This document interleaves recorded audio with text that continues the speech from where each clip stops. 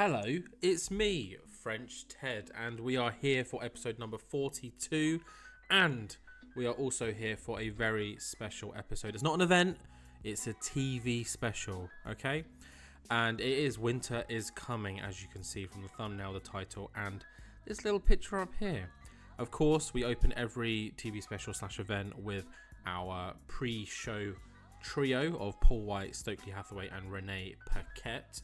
Mostly just to avoid spoiling whatever the first segment is. But yeah, it should be a big event. Finishing off the year. After this, we've only got 2 weeks of 2023, and then we go straight into 2024. Although, mini announcement, as we approach the end of the year and we head into January, we will not only look at the end of year awards within TEW, but I will be doing my own AEW award show, just kind of reflecting on everything we've done in the series so far. There'll be a number of categories, and yeah, it should be a fun old time. But that's in the future. We're here. Winter is coming. Huge matches to look forward to. Our triple main event being the Golden Lovers taking on the Lucha Brothers to try and get those AEW World Tag Team titles. John Moxley and Eddie Kingston faced each other in a dog collar match, and then the big main event, Hangman Adam Page defending his AEW World Heavyweight Championship against both Jay White and Pac. Oh, chills. Winter is coming, chills. Okay, let's just get straight into it. The first pre-show segment is Tony Schiavone is speaking not to Will Ospreay. Will Ospreay is actually off screen. I don't know why he's shown here, but Tony Schiavone says that Will Ospreay was scheduled to be here tonight, but he has once again chosen to be in Japan. There was a plan for him to make an appearance and, do an open challenge for his title, but he is once again a no-show, meaning that if Will Ospreay does not attend Dynamite next week, the FTW World title will be vacated and a new champion will be crowned that night. So Will has Tuesday, Wednesday to get back in the USA and appear on Dynamite. Otherwise, he has to relinquish the world or the FTW World title. So yeah, we're not having no part-time people around here. And Will Ospreay is someone who is impossible to sign full-time. So you can't be holding the gold if you're not going to be here, my boy. The next match is actually our one and only pre-show match. It's a last-minute addition. Zack Sabre Jr. has requested that he faces Calvin Tankman. Still annoyed and frustrated at his loss many weeks ago, and obviously there's the rivalry between Eddie Kingston's Ultra Violence and the Combat Club. And being the nice guy that Tony Khan is, has accepted. So our opening pre-show match and our only pre-show match is Zack Sabre Jr. against Calvin Tankman. 70, not bad. In a decent pre-show match, Zack Sabre Jr. gets the win. Thankfully, his request paid off and he got the win, defeating Calvin Tankman in 18 minutes by submission using the hurrah. Another year, surely this. Ooh, okay, weird submission name, but he gets the win, and I think Zack can just be a happy little boy now. He's got his one-up, he's got his revenge, and Tankman, obviously, we're not sure how he will react, but we will move on, I guess. And move on we do. We head straight into our opening match on the main card, and this is Daniel Garcia's open challenge. Remember, anyone, providing they are lightweight or below, can compete against Daniel Garcia. In recent weeks, we've seen him defeat Cedric Alexander, and we've also seen him defeat both Matt and Nick Jackson. Let's see who appears tonight. And it's his fellow New Wave teammate, Swerve Strickland, coming down to the ring, kind of doing a cheeky shrug as like, hey, anyone can come. And Garcia, with a cheeky little grin on his face, is like, cool, let's do this, my boy. A little friendly competition. And in a bout that had good wrestling and a decent reaction from the crowd, Daniel Garcia, of course he does, gets the win and makes Swerve tap out with the sharpshooter in 16 minutes 59. This is now defense number 3 of Daniel Garcia's World Light Heavyweight Championship.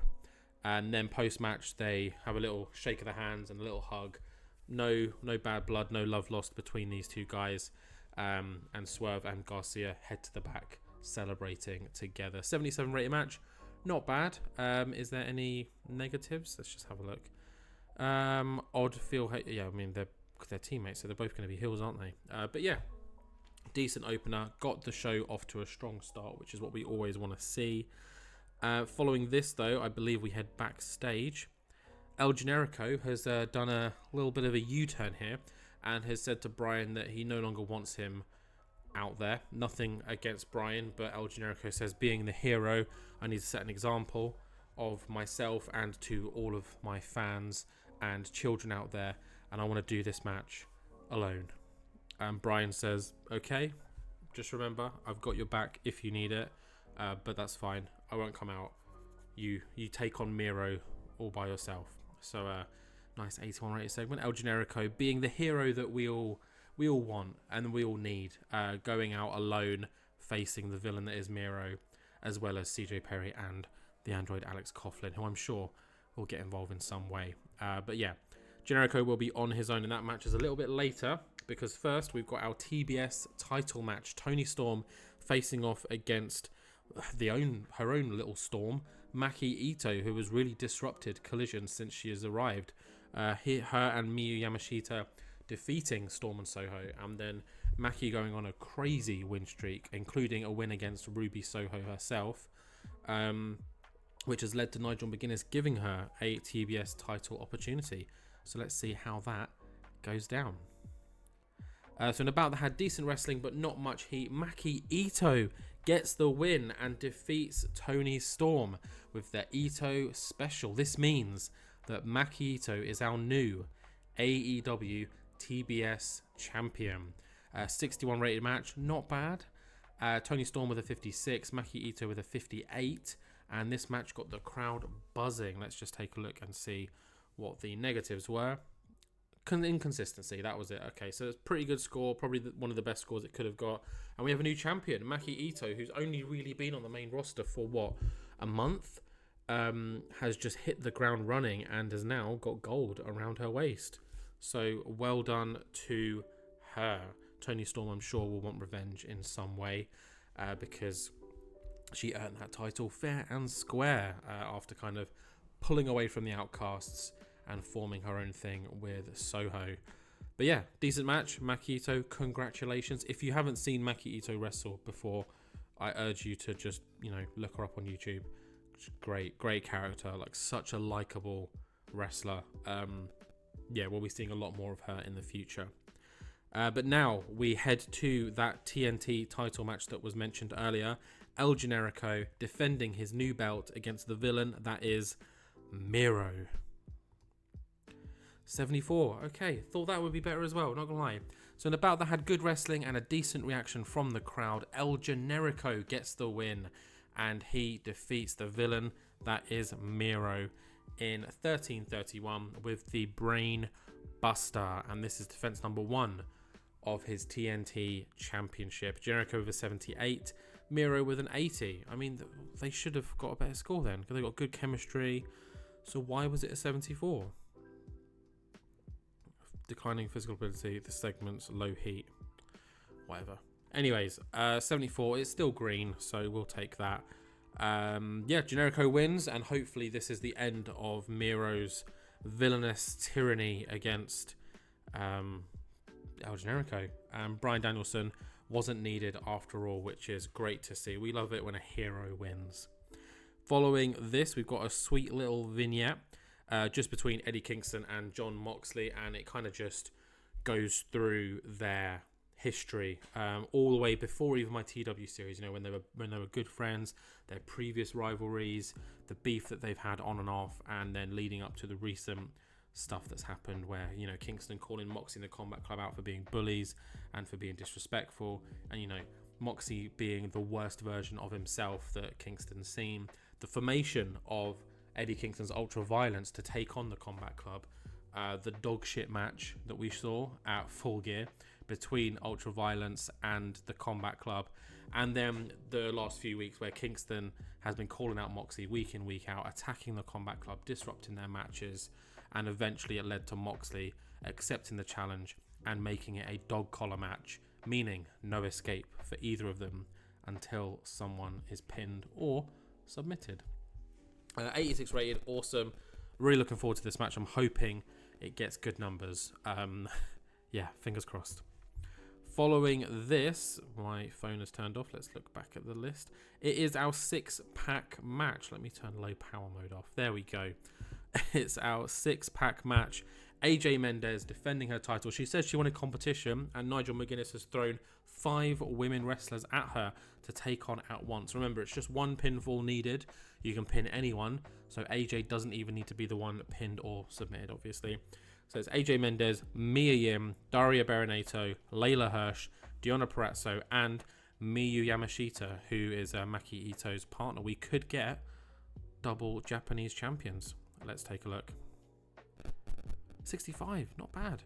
So in about that had decent wrestling, but not much heat. AJ Mendes gets the win, and she pins Yamashita with the sliced bread. Wow.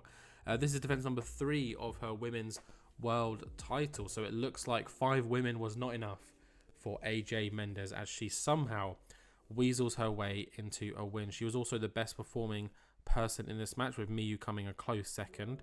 Deonna was next. I thought that Mia and Daria would be a bit better than this. And Leyla 54. Not bad. Let's look at the dirt sheet and see what was said about anyone.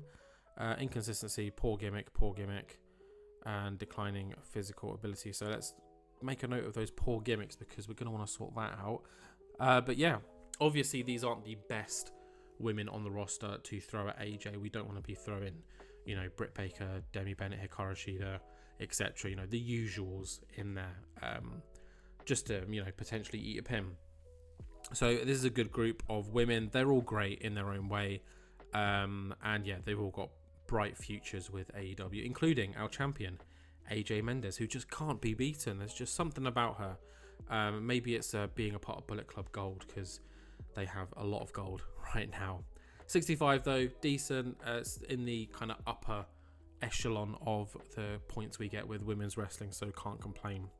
We're heading backstage now, just while the ring's cleared of all these women, and it's Hangman Page, and he just says this tonight against Pac and Jay White. He said he believes that this is his toughest test as champion yet. MJF was, tough, and then he's had Pac. I think that's all he's had. So he said, yeah, this is the toughest test. Pac really pushed me to the limits last time we faced, and Jay White just feels unstoppable at the moment. So yeah, he's confident, but he's not like, I'm going to wipe the floor with these guys confident. And you shouldn't be that. You're the face. You're the good guy. So be respectful. And Adam Page is very respectful. So that will be our main event. But up next is the first of our triple main event. It's the Lucha Brothers aiming to defend their title against the Golden Lovers. And they can't draw tonight. If there is no draws, it has to be a win on either side, because this is a Falls Count Anywhere match. There is no countouts, there is no disqualification. The only way to win is pinfall or submission, and that can happen anywhere. Let's head straight into it. 91, there we go. These are the numbers we want to see. So in about that had superb wrestling and a decent reaction from the crowd. The Golden Lovers get the win. They have done it. They are our new AEW World Tag Team Champions and defeat the Lucha Brothers, who in my eyes felt unbeatable. Kenny Omega pins Pentagon Jr. with the Golden Trigger.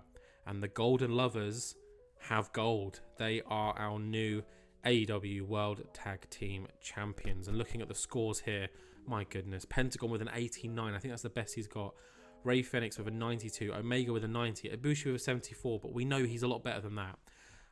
Awesome. Look at all of this green. Let's look at the dirt sheet. What was... I think Kota's got declining physical ability. Inconsistent. Oh, yeah. There we go. That's fine. Awesome win. A 91. Wow. That's incredible. This could easily be our match of the night. And it doesn't stop there. We've got 2 more matches for our triple main event. The following match, Jon Moxley taking on Eddie Kingston in a dog collar match, happens immediately after this. So let's see what goes down. Oh my God, I didn't think it'd be this good. An 89 from Jon Moxley and Eddie Kingston in a bout that had superb wrestling, good heat, and a fuck ton of blood. Jon Moxley defeats Eddie Kingston with the paradigm shift. I knew it was the paradigm shift. Yes, I don't know. There's a callback to like 20 episodes ago.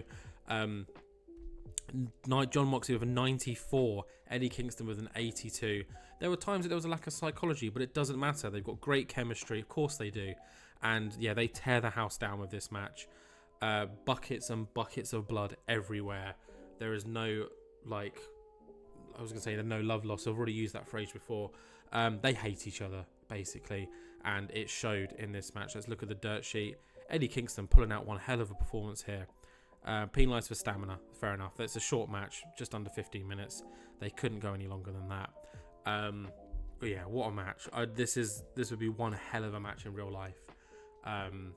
Awesome. So I've been quietly working on those end of year awards that I mentioned at the beginning of this episode, and making a match of the year category is really hard because there's so many good matches, and we've just added 2 more candidates that could be in the nomination list. The question is, though, will we be adding a third with this next match? Jay White leaving Bullet Club in the safe hands of CM Punk to pursue the AEW World Heavyweight Championship. Pac getting his rematch. Yeah. How many times they face each other? I've no idea. Pac earning a rematch because he beat Jay White, not in the cleanest way. And Hangman Adam Page, our defending fighting champion. Who's going to win? What's going to happen? What rating are we going to get? Really, please don't disappoint me. Let's go straight into it. 94. Look at that. Wow. In a bout that had superb wrestling and good heat, Jay White defeats Hangman Adam Page and Pac. Jay White is our new AEW World Heavyweight Champion and also our international champion. It was all worth it. Leaving Bullet Club Gold behind temporarily to pursue the world title. He's done it. And he is our new AEW World Heavyweight Champion. Pac eating the win with the Blade Runner. So Hangman wasn't even involved in the finish. Wow, a 94. So looking at the performances here, Hangman Adam Page with a 94. Of course it was. He's great. Jay White, I think this is a career high 87, and Pac with an 86. Let's take a look at the dirt sheet. Any negatives at all? No negatives at all. Well done, Sarah Stock. You've booked an incredible match, and what a main event. And and Jay White celebrates. He holds both titles in the air, and as he holds both titles in the air, CM Punk's music hits, and he comes down to the ring, and following him is Chris Bay, Kenta, Saraya, AJ Mendes, Juice Robinson, Keith Lee. Every single member of Bullet Club Gold is here, and they celebrate in the ring together. CM Punk holds up Jay White's arms. Keith Lee pops him on his shoulders. The entirety of Bullet Club Gold celebrate together, holding not 1, not 2, not 3, but 4 championship titles. That's the World Heavyweight Championship that Jay White has just won, the International Championship that he's been holding for goodness knows how long, the World Trios Championship, and AJ Mendes' Women's World Championship. And that is how we end our show. Bullet Club Gold holding almost all of the gold. Let's see how we did. A 91 rated show. Awesome. It started a little bit cagey, I'm not going to lie. I was thinking, oh no, 70, 77, 61, 74. Like Generico, Miro, that should have been 80. A clean 80. Swerve and Garcia, I thought that might be a little bit more as well. But, you know. But the trio, the main event, the 3 big matches did not disappoint at all. A 91, an 89, a 94. That is how you do it. I'm so happy that all 3 of these matches came out how they did. Oh, I mean, what's going to happen on Dynamite? Jay White's won the gold. Surely there's going to be some kind of Bullet Club Gold party of some kind. How's Hangman going to recover from this? He's lost his belt. He's only held it for, what, 3 months? September to October, November, December. Yeah, 3 months. Where's MJF? He said he was on sabbatical. He's taken some time to think about things. Bro, where have you been? Your contract expired last month. Don't worry, I re-signed him. But where's he been? Like, surely he wants to come back soon. And Pac, is this the end of Pac's pursuit of the World Heavyweight Championship? What is going to happen? Who knows? I guess you're going to have to watch the next episode, guys. But that is the end of this one. I wanted to kind of encompass this as one show. Usually the TV specials are with the TV shows, but I don't know. I had a special feeling about this one, and I think I was right. Let's make a speech, though. Let's congratulate some people, and I think I'm going to be a little bit selfish with this one. Jay White, obviously, we're going to give him a hug, but I'm also going to point out John Moxley as a great performance, and Eddie Kingston, because I did not think it would be that good. So let's make that speech. Jay White's pleased, John Moxley's pleased, and Eddie Kingston is pleased. Awesome. I'm going to leave it here because it jumps to the loading screen. I hate the loading screen, and sometimes it kind of freezes my laptop, so we don't want that to happen. But yeah, thank you very much for watching this, guys. Let me know your reactions and also your predictions. I mean, it's a bit late for that now, you know what I mean. Really hope you enjoyed it. Don't worry, there's so much more to come. We've only got 2 weeks left of the year, but it's going to be a wild 2 weeks. And then we've got the super exciting, for me that is, and hopefully for you, AEW end of year awards, both in-game and my own personal awards. So yeah, like, comment, subscribe, do it all, and I will see you in the next one. Bye.